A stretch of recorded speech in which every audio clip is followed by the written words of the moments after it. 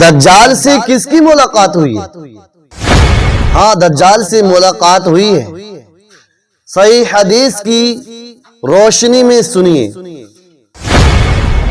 یہ ہوائی بات نہیں ہے، ہوا میں گرہ لگانے والی بات نہیں ہے، یہ بات مدلل ہے، مستند ہے، اور تمام ائمہ، تمام علماء، تمام محدثین اس حدیث کے قائل بھی ہیں۔ دجال دنیا میں ہے، اس بات کے بھی قائل ہے۔ اسی لیے تو کہا جاتا ہے کہ دجال کا ظہور کا زمانہ آ گیا ہے، پیدا ہونے کا زمانہ نہیں کوئی کہتا۔ دجال کے خروج کا زمانہ آ گیا ہے، یعنی نکلنے کا زمانہ آ گیا ہے، پیدا ہونے کا زمانہ نہیں آیا۔ کوئی نہیں کہتا یہ بات۔ حاضرین، دجال سے کس کی ملاقات ہوئی ہے؟ ایک صحابی ہے حضرت تمیم داری رضی اللہ تعالی عنہ۔ یہ اولاً نصرانی تھے۔ جب یہ مشرف با اسلام ہوتے ہیں، حضور پاک صلی اللہ تعالی علیہ وسلم کے دست مبارک پر ایمان لاتے ہیں، ایمان اور اسلام کے دامن سے وابستہ ہوتے ہیں، اسلام کے چوکٹ سے آشنا ہوتے ہیں، تو ایک روز اپنا معاملہ بیان کرتے ہیں۔ حضرت تمیم داری رضی اللہ تعالیٰ عنہ کو شکار کا بڑا شوق تھا۔ جنگلوں میں، سمندروں میں، جزیراؤں میں سفر کیا کرتے تھے، شکار کیا کرتے تھے۔ حضرت تمیم داری رضی اللہ تعالیٰ عنہ اپنا معاملہ حضور نور محمد عربی صلی اللہ تعالیٰ علیہ وسلم کے سامنے پیش کرتے ہیں کہ ایک روز میں، یعنی تمیم داری اور ان کے ساتھ 30 اور لوگ، دوسرے قبیلہ کے، دوسرے خاندان کے لوگ تھے، ایک بڑی کشتی میں سوار ہوئے۔ یہ کشتی سمندر میں چل رہی تھی کہ طوفان آ گیا، مد و جزر آ گیا، چڑھاؤ آ گیا، ہوا مخالف جانب چلنے لگی۔ حضرت تمیم داری رضی اللہ تعالیٰ عنہ فرماتے ہیں کہ 1 مہینے تک یہ طوفان رہا سمندر کے اندر، اور طوفان نے ہمارے ساتھ کھلواڑ کیا، ہم طوفان میں پھنسے رہے۔ 1 مہینے کے بعد ایک جزیرہ نما مغرب جانب ایک ٹیلہ نظر آیا۔ اس ٹیلے کی طرف ہم سب ایک چھوٹی کشتی کے واسطے سے وہاں پر اترے، تو ایک عجیب شکل کی چیز نظر آئی جو دیکھنے میں تو جانور تھا، لیکن وہ بات چیت بھی کیا کرتا تھا، جیسا کہ تمیم داری رضی اللہ تعالیٰ عنہ حضور پاک صلی اللہ تعالیٰ علیہ وسلم سے بیان کرتے ہیں کہ اس کے پورے جسم پر بال ہی بال تھا۔ یہ سمجھ نہیں آتا تھا کہ وہ نر ہے یا مادہ، یعنی وہ جانور مذکر ہے یا مؤنث، یہ پتہ نہیں چل پاتا تھا۔ حضرت تمیم داری رضی اللہ تعالیٰ عنہ فرماتے ہیں کہ جیسے ہم اس جزیرہ نما جگہ پر اترتے ہیں، اس جانور نے ہم سب کو آواز دی کہ چلو اس گھر کی طرف۔ وہاں سے قریب میں ایک گھر بھی ہے، ایک مکان ہے، ایک ٹھکانہ ہے، وہاں ایک شخص ہے جو تمہیں بلا رہا ہے، تم سے ملاقات کرنا چاہتا ہے، تمہارے خبروں کا وہ مشتاق ہے، تمہارے خبر کا وہ مشتاق ہے، شدت کے ساتھ وہ انتظار کر رہا ہے، چلو اس کی طرف۔ حضرت تمیم داری رضی اللہ تعالیٰ عنہ فرماتے ہیں کہ ہم سب ڈر گئے، سہم گئے، ہمارے پیروں تلے سے زمین کھسک گئی، لیکن اس جانور نے ہم سب کو ہکایا، ادھر چلنے پر مجبور کیا۔ ہم سب کے دل میں بات آئی کہ وہاں کوئی جن ہوگا، بھوت ہوگا، نہ جانے کون سی چیز ہے جو ہم سے ملنا چاہتی۔ حضرت تمیم داری رضی اللہ تعالیٰ عنہ کہتے ہیں کہ اس شخص نے، جو جانور تھا، اس نے کہا کہ ہم دجال کے جاسوس ہیں، دجال کے قاصد ہیں، ہم مخبری کرتے ہیں دجال کی، چلو دجال کی طرف۔ تمیم داری رضی اللہ تعالیٰ عنہ فرماتے ہیں کہ اس کے ہکانے پر ہم سب چل پڑے اور اس مکان میں گئے جہاں پر دجال کو دیکھا کہ دونوں ہاتھ کو یوں لگا کر زنجیر سے جکڑ دیا گیا ہے اور دونوں پیر کو یوں باندھ دیا گیا ہے، پھلی کو اور ٹھونے کو، جان کو، سب کو ملا کر یوں باندھ دیا گیا ہے، اور اس کے علاوہ 4 زنجیریں اور ہیں جس میں اس کو پوری طریقے سے جکڑ دیا گیا ہے۔ جب ہم وہاں پر پہنچے تو اس نے پوچھا کہ تم کون ہو؟ تو ہم سب نے کہا کہ ہم سب عرب کے باشندے ہیں، عرب کے رہنے والے ہیں، ہم نے ان سے پوچھا کہ تم کون ہو؟ اس نے کہا کہ تمہیں میرے بارے میں پتہ کچھ چل ہی گیا ہوگا، یہ بتاؤ کہ ملک شام میں ایک بستی ہے، اس بستی میں جو کھجور ہے اس کھجور پر پھل آ رہے ہیں یا نہیں؟ حضرت تمیم داری کہتے ہیں کہ میں نے کہا ہاں اس پر پھل آ رہے ہیں۔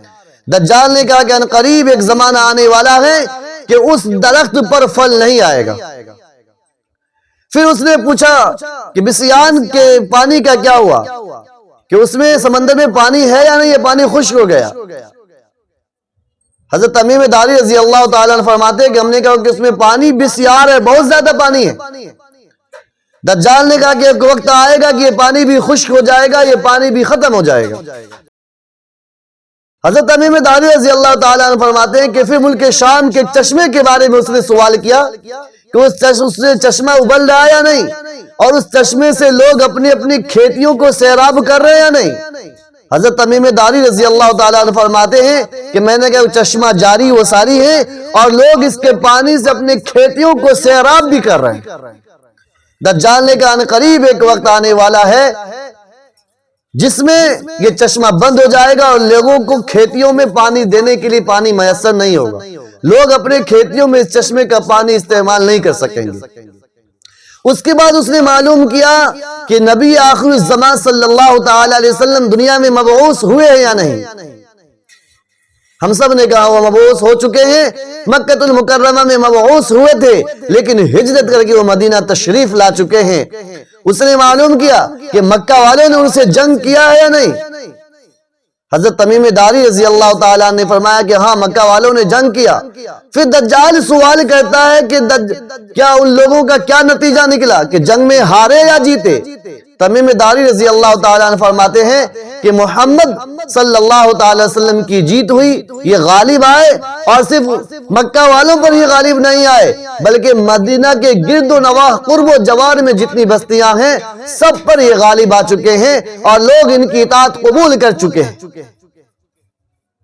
دجال نے کہا کہ ان کی اطاعت قبول کر لینے میں ہی بھلائی ہے، اسی میں خیر خواہی ہے۔ حضرت تمیم داری رضی اللہ تعالیٰ عنہ فرماتے ہیں کہ جب دجال کو یہ علم ہوا کہ محمد صلی اللہ تعالی وسلم دنیا میں تشریف لا چکے ہیں، وہ خوشی کے مارے ایک چھلانگ لگاتا ہے اور اس زور سے کودتا ہے کہ ایک زنجیر توڑ دیتا ہے۔ جو 4 زنجیروں میں جکڑا ہوا ہے وہ ایک زنجیر توڑ دیتا ہے اور کودتا رہتا ہے اور کہتا ہے قریب ایک وقت آئے گا کہ 4 زنجیروں کو میں توڑ کر میں دنیا میں آ جاؤں گا، میرا ظہور ہو جائے گا۔ دجال کیا پیشانی کشادہ ہوگا، اس کی پیشانی پر کافر لکھا ہوگا، وہ کھچر پر گدھے پر سوار ہوگا اور اس کا گدھا بھی اتنا تیز رو ہوگا، اتنا تیز رو ہوگا کہ جو ہماری بینائی سے بھی زیادہ تیز چلے گی۔ 40 روز کے اندر مکہ المکرمہ اور مدینہ المنورہ کے علاوہ ساری دنیا کا وہ سیر کرے گا اور اس کے ماننے والے بھی کثیر ہو جائیں گے۔ وہ اپنے آپ کو خدائی کا دعویٰ کرے گا، جنت اور جہنم لے کر چلے گا۔ خراسان سے اس کا ظہور ہوگا، دوسری روایت کے مطابق اصفہان سے اس کا ظہور ہوگا۔ 70,000 یہودی اس کے خراسان اور یہود سے اس کی لشکر میں شامل ہو جائیں گے اور بڑی تعداد یہودیوں کی ہوگی جو اس کی لشکر میں شامل ہوں گے اور کمزور ایمان والے بھی اس کے لشکر میں شامل ہوتے چلے جائیں گے۔ اللہ کے نبی صلی اللہ تعالی علیہ وسلم سے جب یہ واقعہ تمیم داری رضی اللہ تعالیٰ نے حضور نور محمد عربی صلی اللہ تعالی علیہ وسلم کے سامنے پیش کی تو آپ کا چہرہ کھل اٹھا، چونکہ آپ نے 12 صحابہ کرام کو دجال کے عظیم فتنے کے بارے میں بتلایا ہے۔ آپ نے نشاندہی کی تھی کہ وہ کانا ہوگا۔ جب تمیم داری جو پہلے نصرانی تھا جب مسلمان ہوئے تو حضور پاک کی خدمت میں آ کر اپنے معاملات کو بیان کرتے ہیں۔ اللہ کے نبی نے مدینہ کی گلیوں میں اعلان کرایا الصلاۃ جامعۃ کہ نماز کے لیے حاضر ہو جاؤ، نماز کے لیے چلے آؤ۔ بڑی تعداد میں صحابہ کرام حاضر ہوئے حضرت فاطمہ بنت قیس رضی اللہ تعالی عنہ فرماتی ہیں کہ مردوں کے ساتھ میں بھی نماز کے لیے شریک ہوئی، مردوں کے صف کے پیچھے جو عورت کے صف تھے اس میں بھی نماز کے لیے کھڑی ہو گئی۔ نماز سے فراغت کے بعد میں نے دیکھا کہ حضور پرنور محمد عربی صلی اللہ تعالی وسلم اپنی عادت شریفہ کے خلاف، یعنی آپ کی عادت شریفہ یہ تھی کہ جمعہ کے روز ممبر رسول پر چڑھا کرتے تھے، لیکن آج جمعہ نہیں ہے، اس کے علاوہ آپ ممبر رسول پر چڑھتے ہیں، آپ کا چہرہ کھلا ہوا ہے، آپ کے چہرے سے مسکراہٹ ظاہر ہو رہی ہے۔ حضرت فاطمہ بنت قیس رضی اللہ تعالی عنہ فرماتی ہیں حضور پرنور محمد عربی صلی اللہ تعالی علیہ وسلم نے فرمایا کہ اے لوگو، میں نے دجال کے متعلق تم سے بارہا ذکر کیا ہے، اور آج تمیم داری نے جو پہلے نصرانی تھا اب وہ اسلام قبول کر چکا ہے، اس نے جو اپنے معاملات مجھ سے بیان کیے ہیں، اگر تم اس واقعہ کو سن لو گے تو میرے اس بیان کردہ بیان کی تصدیق ہو جائے گی جو میں نے پہلے تمہیں سنایا ہے۔ حضور پرنور محمد عربی صلی اللہ تعالی علیہ وسلم حضرت تمیم داری رضی اللہ تعالی عنہ کے پورے قصے کو اس ممبر رسول سے بیان کرتے ہیں اور لوگوں سے کہتے ہیں کہ میں اسی لیے تمہارے درمیان دجال کے فتنے کو بیان کرتا ہوں کہ تم دجال کے فتنے سے بیدار رہو، ہمیشہ دجال کے فتنے کے لیے تیار رہو۔ وہ دنیا میں موجود ہے، کب اس کا خروج ہو جائے گا یہ کہنا مشکل۔ اللہ کے پیارے نبی صلی اللہ تعالی علیہ وسلم صحابہ کرام سے فرماتے تھے کہ میں دجال کے بارے میں اسی لیے بارہا کہتا ہوں کہ اس کا فتنہ بڑا عظیم فتنہ ہوگا۔ ایک روایت میں آیا کہ حضرت آدم علیہ نبی علیہ السلام سے لے کر تخلیق آدم سے لے کر قیامت کی صبح تک دجال سے بڑا کوئی فتنہ نہیں آئے گا۔